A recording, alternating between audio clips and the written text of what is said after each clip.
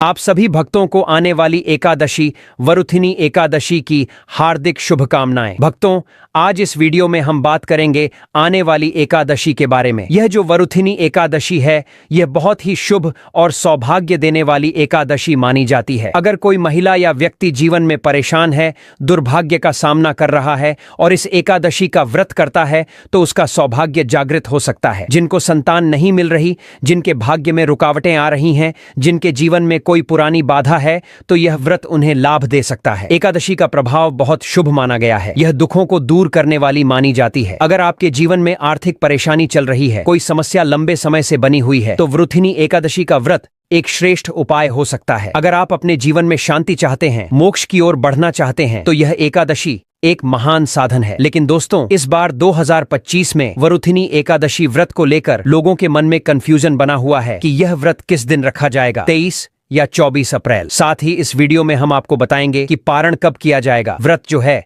उसके नियम क्या होंगे और वरुथिनी एकादशी के व्रत की पूजा कैसे करना चाहिए, पूजन विधि क्या होनी चाहिए, व्रत में क्या खाना चाहिए, क्या नहीं खाना चाहिए। हम प्रत्येक एकादशी के बारे में विस्तृत जानकारी जो पुराणों में वर्णित है आपके लिए लेकर आते हैं। हम कुछ भी मनगढ़ंत तरीके से या बनावटी बातें नहीं बताते हैं। तो भक्तों, आज हम इस वीडियो में बताएंगे कि वरुथिनी एकादशी का व्रत कब किया जाएगा, पारण कब किया जाएगा, व्रत के नियम क्या रहेंगे, कैसे व्रत करना चाहिए, क्या सावधानियां बरतनी चाहिए, पूजन कैसे करना है, भगवान को क्या अर्पित करना है, क्या अर्पित नहीं करना है, एकादशी माता तुलसी की पूजा की जाएगी या नहीं की जाएगी, पारण में विशेष रूप से क्या भोग लगाना है, क्या मंत्र बोलना है और किन नियमों के अनुसार व्रत का पारण करना है, सुबह सुबह करना है या दोपहर को करना है, भद्रा का किस प्रकार का प्रभाव है, वरुथिनी एकादशी के दिन भद्रा है या नहीं। इस प्रकार से संपूर्ण जानकारी आने वाली एकादशी, वीडियो को पूरा देखना होगा। और भी बहुत सारे लोगों के प्रश्न आ रहे हैं कि वरुथिनी एकादशी के दिन चावल खा सकते हैं या नहीं खा सकते हैं, पहली बार यह व्रत कर सकते हैं या नहीं। इन सभी प्रश्नों के उत्तर आज हम इस वीडियो में जानेंगे, इसलिए आप वीडियो को पूरा ही देखें, आधा अधूरा ना देखें। कई लोग होते हैं जो वीडियो को काट काट कर देखते हैं और फिर ऐसे व्यक्ति को जीवन में कभी सफलता हासिल भी नहीं हो सकती।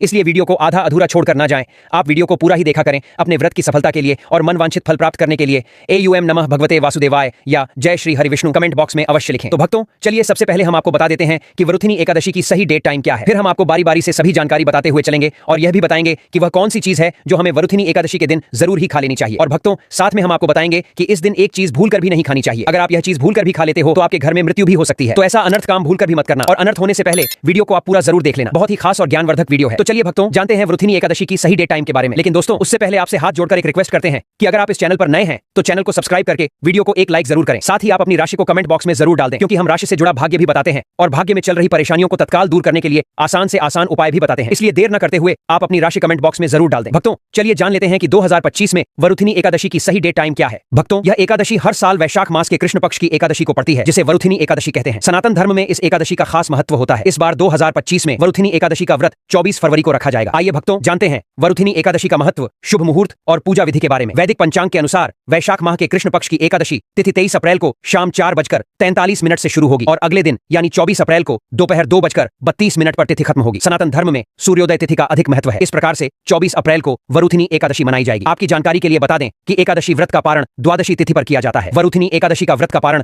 25 अप्रैल को किया जाएगा। इस दिन व्रत पारण का टाइम सुबह 5:46 से लेकर सुबह 8:23 तक है। व्रत का पारण करने के बाद विशेष चीजों का दान भी जरूर करना चाहिए। धार्मिक मान्यता के अनुसार द्वादशी तिथि को दान करने से एकादशी व्रत का पूरा फल मिलता है। ज्योतिष शास्त्र के अनुसार इस वर्ष वरुथिनी एकादशी पर ब्रह्म और इंद्र योग का संयोग बन रहा है, साथ ही शिववास योग भी है। इन शुभ योगों के बीच शतभिषा और पूर्व भाद्रपद नक्षत्र का संयोग होने से यह दिन विशेष रूप से पुण्यकारी माना जाता है। इस समय भगवान विष्णु और मां लक्ष्मी की पूजा करने से साधक के जीवन में अपार सुख और सौभाग्य की वृद्धि होती है। हर साल वैशाख माह के कृष्ण पक्ष की एकादशी तिथि को वरुथिनी एकादशी मनाई जाती है। हिंदू धर्म में इस व्रत का विशेष महत्व है। इस दिन लक्ष्मी नारायण जी की सच्चे मन से पूजा अर्चना करने से सारी मनोकामनाएं पूर्ण होती हैं, साथ ही सभी कष्टों से मुक्ति भी मिलती है। यह भी कहा जाता है कि वरुथिनी एकादशी व्रत रखने से मृत्यु के बाद वैकुंठ में स्थान मिलता है। जो व्यक्ति इस एकादशी का व्रत करता है वह सभी पापों से मुक्त हो जाता है, सदैव प्रसन्न रहता है और उसे शुभ फल की प्राप्ति होती है। वरुथिनी एकादशी का महत्व सनातन धर्म में अत्यंत गहरा है और इसे विशेष रूप से भगवान लक्ष्मी नारायण की आराधना के लिए मनाया जाता है। इस दिन भक्तजन उपवास रखते हैं और भगवान लक्ष्मी नारायण की पूजा करते हैं ताकि उनकी सभी इच्छाएं पूर्ण हो सकें। धार्मिक मान्यता के अनुसार वरुथिनी एकादशी का व्रत करने से जीवन में सुख और समृद्धि का आगमन होता है और कठिनाइयों से मुक्ति मिलती है। जो लोग इस व्रत का पालन करते हैं उन्हें मोक्ष की प्राप्ति का आशीर्वाद मिलता है। दोस्तों, वीडियो में आगे की जानकारी बताने से पहले अगर अभी तक कमेंट बॉक्स में जय माता लक्ष्मी नहीं लिखा है तो जय माता लक्ष्मी जरूर लिखना। जब आप हमारे कमेंट बॉक्स में जय माता लक्ष्मी लिखते हैं तो हमें काफी अच्छा लगता है और आप हमारी वीडियो को लाइक करते हैं तो हमारा मनोबल बढ़ता है, जिससे कि अच्छी अच्छी जानकारी आप सभी लोगों के लिए लेकर के आते हैं। चलिए भक्तों, अब हम जान लेते हैं वरुथिनी एकादशी की पूजा विधि के बारे में। वरुथिनी एकादशी के दिन सबसे पहले आपको सुबह जल्दी उठकर शुद्ध और पवित्र मन से दिन की शुरुआत करनी चाहिए। इसके बाद आपको स्नान करना चाहिए, लेकिन केवल सामान्य पानी से नहीं, गंगा जल को पानी में मिलाकर स्नान करें। गंगा जल को पवित्र माना जाता है और यह शुद्धि का प्रतीक है। इसे शरीर और मन को शुद्ध करने के लिए उपयोग किया जाता है, ताकि व्रत में कोई विघ्न न आए और आपको आशीर्वाद प्राप्त हो सके। स्नान के बाद आपको भगवान श्री विष्णु का ध्यान करना चाहिए। इस समय आप भगवान विष्णु के चरणों में अपनी श्रद्धा व्यक्त करते हुए व्रत का संकल्प लें। अब एक छोटी सी चौकी लेकर उस पर पीला वस्त्र बिछाएं। पीला रंग विशेष रूप से शुभ माना जाता है और इसे लक्ष्मी माता और भगवान विष्णु से जोड़कर देखा जाता है। यह पवित्रता और समृद्धि का प्रतीक है। इस पर आप लक्ष्मी नारायण की मूर्ति या चित्र स्थापित कर सकते हैं। इसके बाद चौकी पर भगवान विष्णु और लक्ष्मी माता की मूर्ति रखें, फिर उन दोनों की पूजा करें। पूजा में आपको फल, पीले फूल, धूप, दीप और नैवेद्य अर्पित करें। विशेष रूप से भगवान विष्णु को तिल और तुलसी दल अर्पित करने से व्रत का पुण्य और भी अधिक बढ़ता है। भगवान विष्णु और मां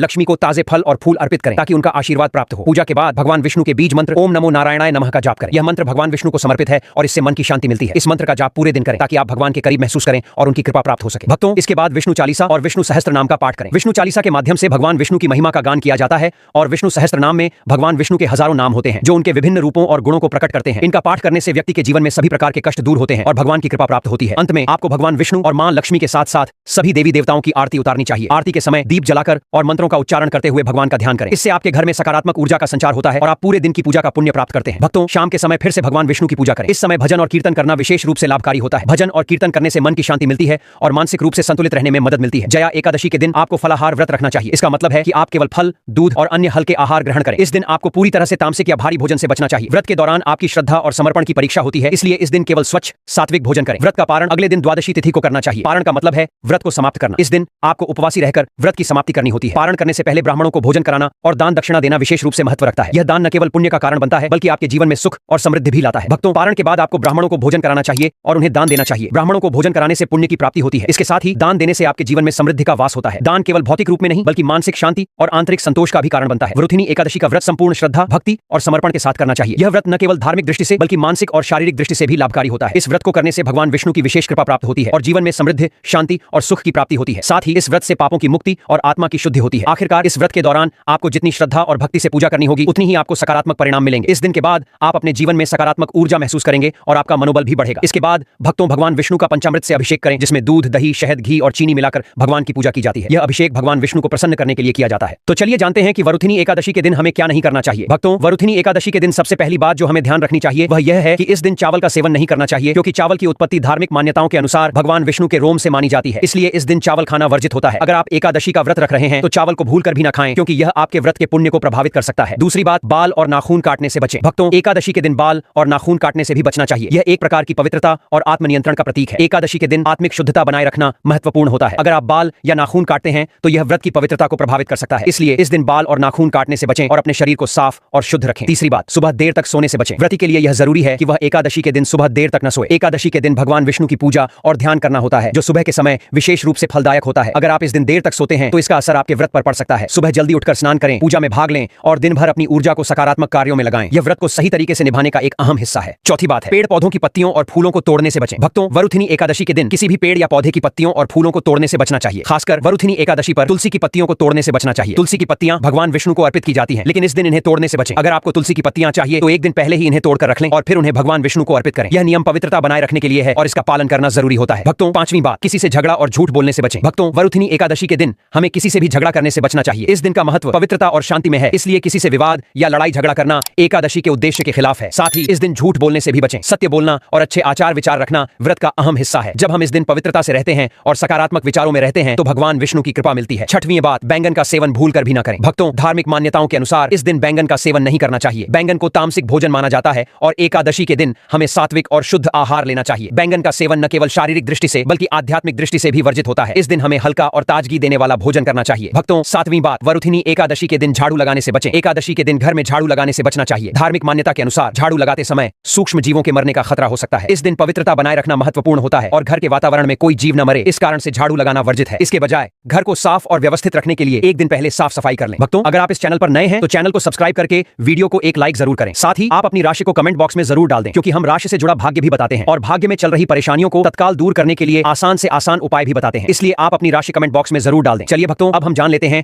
कि वरुथिनी एकादशी के व्रत में क्या खाना चाहिए। भक्तों, पहली चीज है फल और दूध। इस दिन फलाहार व्रत होता है, जिसका मतलब है कि आप फल और हल्के आहार खा सकते हैं, जैसे केला, सेब, संतरा, पपीता, तरबूज। फलों का सेवन इस दिन आप मौसमी फल खा सकते हैं। भक्तों, दूसरी चीज है दूध और दूध से बने पदार्थ। आप दूध, दही, माखन, छाछ और पनीर का सेवन कर सकते हैं। ये सब पौष्टिक होते हैं और शरीर को ताजगी और स्फूर्ति देते हैं। तीसरी चीज है सत्तू। अगर आप अधिक खाना चाहते हैं तो सत्तू का भी सेवन कर सकते हैं। यह एक हल्का और ताजगी देने वाला आहार है जो पाचन में भी मदद करता है। भक्तों, पांचवी चीज है साबूदाना भी इस दिन खाया जा सकता है। आप साबूदाना खिचड़ी, साबूदाना वड़ा या फिर साबूदाना कचौड़ी बना सकते हैं। ये हल्के होते हैं और बहुत ऊर्जा देते हैं। प्याज, लहसुन और तामसिक चीजें नहीं खानी चाहिए। इस दिन आपको प्याज, लहसुन और तामसिक भोजन से बचना चाहिए। ये चीजें शरीर में भारीपन और आलस्य लाती हैं। साथ ही इनका सेवन करने से व्रत का सही फल नहीं मिलता। अगर आप वरुथिनी एकादशी के दिन चाहते हैं कि आपके व्रत का पूरा पुण्य मिले तो इन चीजों से बचना जरूरी है। दोस्तों, आपको ये वीडियो कैसा लगा हमें कमेंट में जरूर बताएं। अगर आप माता लक्ष्मी के सच्चे भक्त हैं, आप माता लक्ष्मी का प्रेम, प्यार, आशीर्वाद पाना चाहते हैं तो जल्दी से वीडियो को लाइक करके चैनल को सब्सक्राइब करें और कमेंट बॉक्स में जय मां लक्ष्मी जरूर लिखें, जिससे अगली आने वाली वीडियो आप तक पहुंच सके। धन्यवाद।